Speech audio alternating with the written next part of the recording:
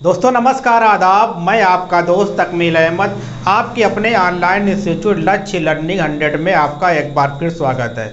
आज मैं एनसीईआरटी की एक बहुत ही अच्छा टॉपिक लेकर आया हूं जो एनटीपीसी एग्ज़ाम के लिए और जो रेलवे डी ग्रुप की भर्ती होने वाली है यहां से आपके क्वेश्चन आने की संभावना बनी रहती है। तो ये आप हमारा थंबनेल देखकर जान चुके होंगे हम कौन से रासायनिक अभिक्रिया के बारे में बात करने चल रहे हैं। तो सबसे पहले मैंने पहली ही वीडियो में बताया था कि रासायनिक अभिक्रिया किसे कहते हैं।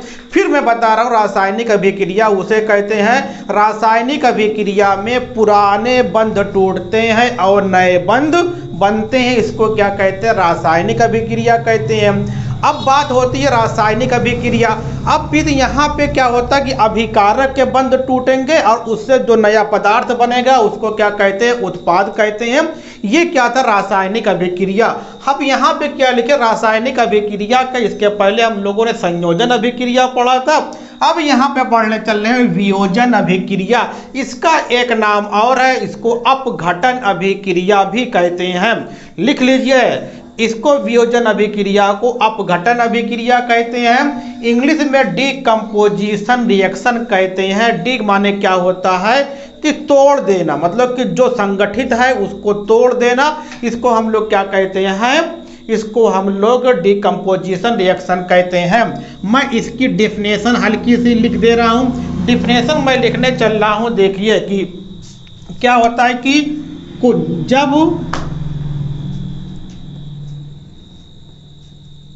कोई पदार्थ रासायनिक अभिक्रिया के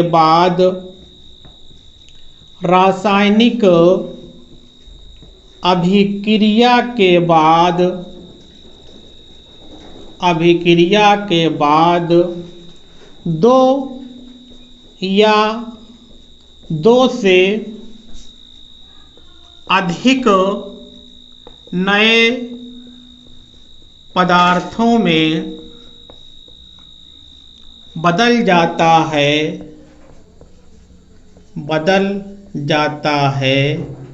तब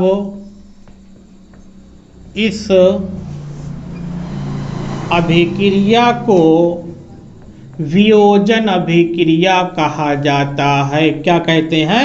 वियोजन अभिक्रिया कहते हैं। ये आपका डेफिनेशन हो गया। जैसे अब हमने क्या लिया? हमने लिया कि फेरस सल्फेट लेते हैं। क्या लेते हैं? दो अणु किसके लिए? दो अणु फेरस सल्फेट लिया। अब जब हम फेरस सल्फेट, ये आप रासायनिक अभिक्रिया होगी तो बन जाती है ये आपका कि फेरिक ऑक्साइड बन जाएगी या फिर 2O3 बन जाएगा, सल्फर डाइऑक्साइड बन जाएगी और सल्फर ट्राई ऑक्साइड बन जाएगी। ये क्या है? ये आपका अब यहाँ पे क्या है? यहाँ हमको बैलेंस करना है। बैलेंस करने के लिए यहाँ अब देखिए मैं आपको ये बहुत ही बेसिक चीज़ें बताने जा रहा हूँ जो आपको जानना बहुत ज़रूरी है केमिस्ट्री में। यहाँ पे अगर हम देखें कि ये आपका जो केमिकल इक्वेशन है, रासायनिक समीकरण है, रासायनिक अभिक्रिया है, बैलेंस नहीं है। अगर यहाँ पे हम 2 कर दें तो क्या हो जाएगा? ये आपके की अभिक्रिया बैलेंस हो गई। तो अभिक्रिया को हम बैलेंस क्यों करते हैं? ये पहला क्वेश्चन है कि अभिक्रिया को हम बैलेंस क्यों करते हैं? अभिक्रिया को बैलेंस हम इसलिए करते हैं जिससे लॉ ऑफ मास कंजर्वेशन, कौन सा नियम? लॉ ऑफ मास कंजर्वेशन अर्थात द्रव्यमान संरक्षण का नियम फॉलो हो सके। द्रव्यमान संरक्षण के नियम को लागू करने के लिए वो बना रहे, उसके लिए क्या करते हैं हम? क्या कि अभिक्रिया को बैलेंस करते हैं। ये अगर क्वेश्चन आ गया तो आप सिंपल बता देना कि लॉ ऑफ मास कंजर्वेशन को अप्लाई करने के लिए, बनाए रखने के लिए हम लोग रासायनिक अभिक्रिया को संतुलित करते हैं। अब यहाँ पे ये वियोजन अभिक्रिया हो गई। एक अभिक्रिया और होती है ऊष्मीय वियोजन अभिक्रिया। अब यहाँ पे लिखिए, अब यहाँ पे मैं लिख रहा हूँ ऊष्मीय वियोजन अभिक्रिया। ऊष्मीय वियोजन अभिक्रिया। ऊष्मीय वियोजन अभिक्रिया का मतलब क्या होगा छात्रों? दोस्तों, अब क्या यहाँ पे देखिए बहुत इंपॉर्टेंट है, अगर हम इसी रिएक्शन को कैसे करा दें 2 या फिर फेरस सल्फेट का रंग कैसा होता है ये याद कर लीजिए। फेरस सल्फेट का रंग क्या होता है, फेरस सल्फेट का रंग होता है हरा, जिसको हम लोग क्या कहते हैं, हम लोग कहते हैं ग्रीन कहते हैं, क्या कहते हैं, ग्रीन। फेरस सल्फेट को जब क्या हमने दिया, ऊष्मा मतलब हीट करते हैं, जिसको हम लोग ये हीट का संकेत है, यहाँ ऊष्मा दिया तो क्या बन जाता है आपका फेरिक ऑक्साइड या फिर 2O3 बन जाता है, जो आपका ये ठोस होता है। फिर बन जाता सल्फर डाइऑक्साइड और सल्फर ट्राई ऑक्साइड, ये भी गैस होती है, ये भी आपकी गैस है, ये भी क्या है, ठोस है। इसी अभिक्रिया को हम लोग क्या कहते हैं, इसी अभिक्रिया को हम लोग ऊष्मीय वियोजन अभिक्रिया या ऊष्मीय अपघटन अभिक्रिया, इसकी इंग्लिश होगी कि आपका हीट। इंग्लिश रिएक्शन हम कैसे लिखेंगे, लिखेंगे heat decomposition, decomposition reaction, decomposition reaction आपने ये देख लिया। अब यहाँ पे सिंपल है कि जिस अभिक्रिया में अभिकारक के अणुओं को तोड़ने के लिए, ये डिफिनेशन होगी, जिस रासायनिक अभिक्रिया में अभिक्रिया के अभिकारक को तोड़ने के लिए ऊष्मा लगाई जाती है या ऊष्मा दी जाती है और उसके द्वारा 2 या 2 से अधिक उत्पाद बन जाते हैं, तो क्या कहते हैं, इस अभिक्रिया को ऊष्मीय वियोजन अभिक्रिया के नाम से जानते हैं। जैसे ये फेरस सल्फेट है, यहाँ पे आप इसको जानते हैं, इसको हम लोग क्या कहते हैं, फेरस सल्फेट कहते हैं। फेरस सल्फेट का रंग कैसा होता है, ग्रीन, फिर मैं लिख दे रहा हूँ।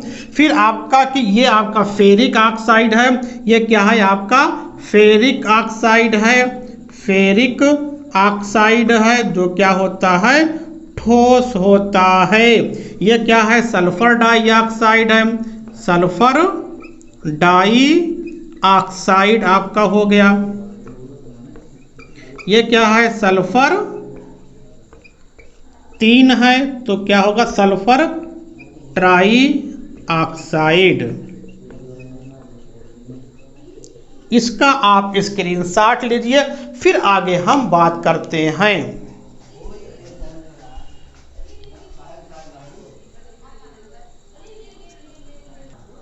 तो देखिए आपने स्क्रीनशॉट ले लिया होगा।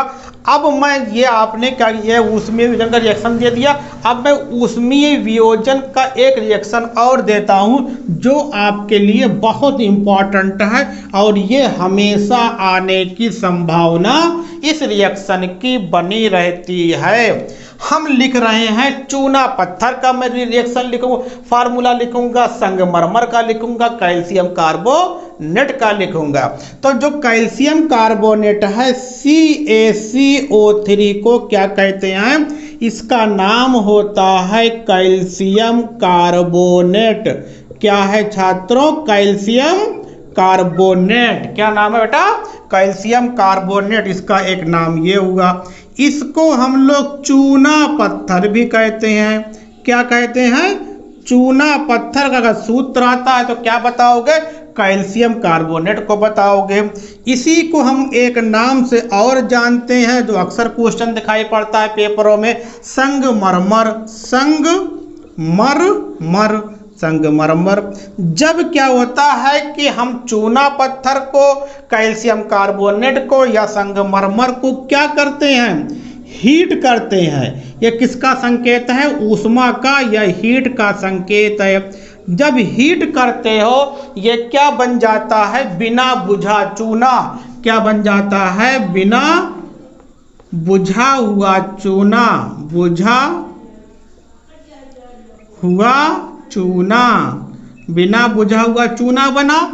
और क्या बन जाता है, कार्बन डाइऑक्साइड, कार्बन डाइऑक्साइड। ये अभी मैं फार्मूला लिख रहा हूं, पहले मैं लिख दूं जिससे आपको याद हो जाए। अब बुझा हुआ चूना को क्या कहते हैं, ये इसको कहते हैं कैल्शियम ऑक्साइड। कैल्शियम ऑक्साइड को क्या कहा जाता है, कैल्शियम ऑक्साइड को बिना बुझा हुआ चूना। इसका फार्मूला होता है CaO। ये किस रूप में होता है? ये ठोस के रूप में होता है। नीचे जो यस लगता है इसका मतलब होता है सॉलिड। और फिर क्या बन रही है, कौन सी गैस बन रही है? कार्बन डाइऑक्साइड गैस के लिए क्या लिख देते हैं? G लिख देते हैं। अब यहाँ पे आपका ये बिना बुझा हुआ चूना मिल गया। तो ये भी क्या है कि कैल्शियम कार्बोनेट को जब हम ऊष्मा देते हैं तो क्या होता है कि ये भी CaO में और कार्बन डाइऑक्साइड में परिवर्तित हो जाता है। जब इसमें ये परिवर्तित हो जाता है तो क्यों परिवर्तित हुआ? इसमें ये होता है कि इसमें क्या मिल गया? इसमें आपको मिल गया कि ये आपका कि ऊष्मीय वियोजन का रिएक्शन है। ये बहुत ही इंपॉर्टेंट है छात्रों, इसको रख आपको याद करके जाना है। मैं अगला रिएक्शन दे रहा हूँ वो भी आपको ये सब मैं NCERT का दे रहा हूँ। और जो आपका क्वेश्चन है देखिए, ये ऑल इंडिया क्वेश्चन है। ये तो ये ऑल इंडिया में जब भी क्वेश्चन आता है आपका 80% NCERT क्वेश्चन आता है। और हमारी टीम जो क्या कर रही है, NCERT पे आपको NCERT पैटर्न पे आपको क्वेश्चन दे रही है, टॉपिक दे रही है। आप बेशक इसको स्क्रीनशॉट लीजिए। जो अगला बताने में जा रहा हूं रिएक्शन वो आपके लिए रामबाण होगा, इसलिए पहले इसका स्क्रीनशॉट लीजिए। तो देखिए आपने स्क्रीनशॉट लिया होगा। मैं यहाँ पे आपको सिमिलर की साफ कर दिया हूँ। जो मैं अगला रिएक्शन लिखने जा रहा हूँ ये आपके लिए हो सकता है कि मैं दुआ करता हूँ और उम्मीद करता हूँ 99% ये आपका छपा होगा। और कहाँ से छपा होगा? ये कलर से आपसे पूछेगा कि इसमें कौन सा कलर बनता है। तो यहाँ पे चलिए आइए मैं आपको ले चलता हूँ NTPC और रेलवे के ग्रुप D में ये आपको क्वेश्चन मिलेगा। मैं लिख रहा हूँ, देखिए आपको मैं लिख दिया लेड नाइट्रेट। क्या लिखा? NO3 का ट्वाइस। ये कैसा होता है? सॉलिड होता है। कैसा होता है? सॉलिड होता है। जब इसको हम लोग क्या करते हैं? हीट करते हैं। जब हीट करेंगे तो क्या बनेगा? आपको यहाँ पे बहुत अच्छे तरीके से हमको देखना पड़ेगा। यहाँ पे बन जाएगा, आपको बन जाएगा कि लेड ऑक्साइड बनेगा। लेड ऑक्साइड क्या होता है? ये ठोस होता है। और फिर क्या बनता है? एक गैस बनेगी, नाइट्रोजन डाइऑक्साइड बनेगी। क्या नाम इसका है? Nitrogen dioxide. Nitrogen dioxide.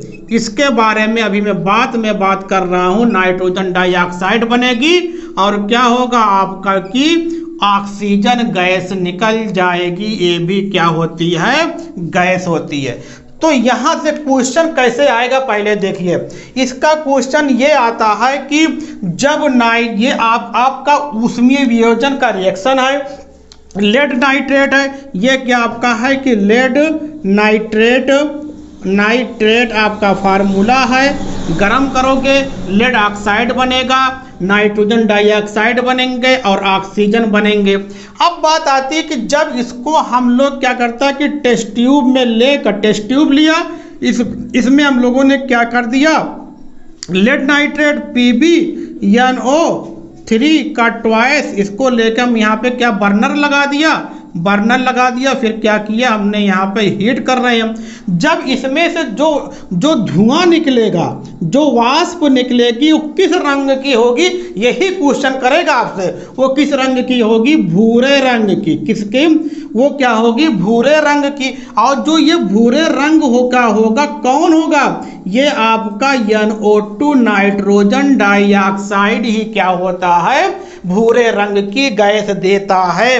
अब क्वेश्चन आएगा कि जब हम लेड नाइट्रेट को गर्म करते हैं तो भूरे रंग की गैस निकलती है। उस गैस का नाम क्या है? उस गैस का नाम क्या है? Nitrogen dioxide. NO2 nitrogen dioxide ये भूरे रंग की गैस देगा बेटा। यहां से आपका क्योंकि जब कलर से क्वेश्चन आता है तो टफ हो जाता है, इसलिए हमने क्या बताया? फेरस सल्फेट का रंग कैसा होता? ये ग्रीन था। ये कैसा रंग होता है? NO2 नाइट्रोजन डाइऑक्साइड का रंग कैसा होता है?